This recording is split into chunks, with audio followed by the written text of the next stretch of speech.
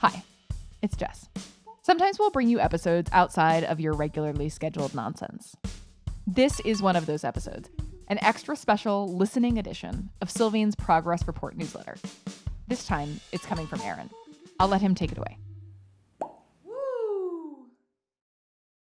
I'm Aaron Powers, partner of strategy at SYLVAIN and co-host of Critical Nonsense. And this is a listening edition of Progress Report number 127, titled To Follow or Not to Follow, Rethinking the Value of the Always-On Brand.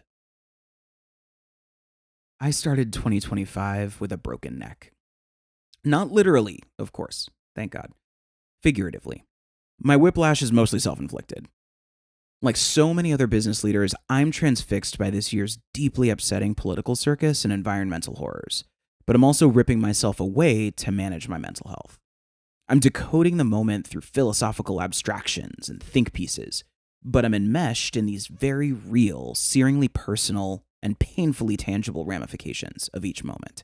Who's being affected? How? When? What does it all mean? How should we respond? Simply put, what is the healthy, productive amount to know and not know, to follow and not follow? Beyond the news, attention theft is the new normal. Decades of exponential information growth now barrage us with perspectives at light speed, demanding our own opinions in response. And on top of it, our social feeds make all information sources seem equally substantive, for better and for worse. We're at the apex of cultural voyeurism. And especially right now, it sucks. Voyeurism is best known for its sexual origins, the activity of getting pleasure from secretly watching other people in intimate situations. But today, through creative innovations in media and technology, voyeurism's definition has expanded to viewing anything that feels private or personal. In the sex positivity space, voyeurism is considered participation. There's no such thing as being a passive spectator. When this notion is grafted onto all social interactions, it reveals how we're all simultaneously playing watcher, star, commentator, and editor. Pleasurable at first, constantly contorting between these roles leaves us drained. We're left scrambling to figure out how much will be watched, who's watching us, their motives, and whether we can even do anything about it. It's confusing and it's damaging our mental health. We've been careening toward this moment for centuries. Take the 17th century legend Peeping Tom, the tailor who watched a nude Lady Godiva ride through Coventry in protest of taxes. Voyeurism then took on new forms in the 20th century in turn-of-the-century society magazines, 1950s American gossip columns, 1990s reality TV, and of course the 2000s social media boom. Our contemporary voyeuristic impulse has virtually no bounds.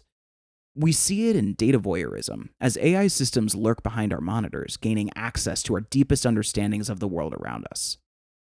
It shows up in our surveillance culture, where we can watch our neighborhoods through each other's doorbell cams and then upload the funniest or scariest videos purely for entertainment. Even traditional sexual voyeurism received a glow-up due to platforms like OnlyFans. Our voyeuristic obsession has even gripped politics. The culture wars now suggest the government and even fellow citizens should have more access to our private lives, extending to our bedrooms, bathrooms, and doctor's offices. But what right do I have to your privacy? To be clear, I'm a business strategist. I specialize in marketing, branding, and design. I am far from immune to businesses' voyeuristic impulses, and I risk being complicit with every contribution to my clients, partners, and teams. It's not just me. Virtually all brands struggle with their complicity. It can be fairly banal, like when high-end brand Bottega Veneta uses paparazzi walks as their ad campaign, or when mainstream brands like Duolingo go over the top on social media. But it can also be deeply concerning, like when brands on the leading edge, like 23andMe, face the data debacle from their bankruptcy, or when social media platforms juggle censorship and free speech like knives. So what do we do about it? Those on the creative side of business always have their mouths against the bullhorn. We're experts in communication, persuasion, and transformation, and we can use the tools at our disposal to interrupt the riptide of mindless voyeurism. Let's commit to 3 things. First, seek virtuous engagement. It's a modern marketing maxim. Not all engagement is quality engagement, but it goes beyond basic NPS measurement. It's about rewarding the specific users who make your brand's channels a better place to be together, in line with your company's deepest held convictions. Challenge your teams to always serve a purpose in consumers' lives, rather than just feeding them ads. This isn't solely altruistic, it pays dividends. Second, don't buy data, borrow it. In the age of generative AI, modern businesses can earn durable loyalty by making it easier for consumers to track their data usage. Europe legislated this approach years ago, but for those of us outside the EU, consider that your competitive advantage lies not in the sheer amount of data collected, but in the trust earned through responsible use. Third, speak up. In every annual planning session, workstream kickoff, or creative review, there's always a moment when a tactic sits a little funny. An approach tinged with exploitation, even if you know it'll drive business returns.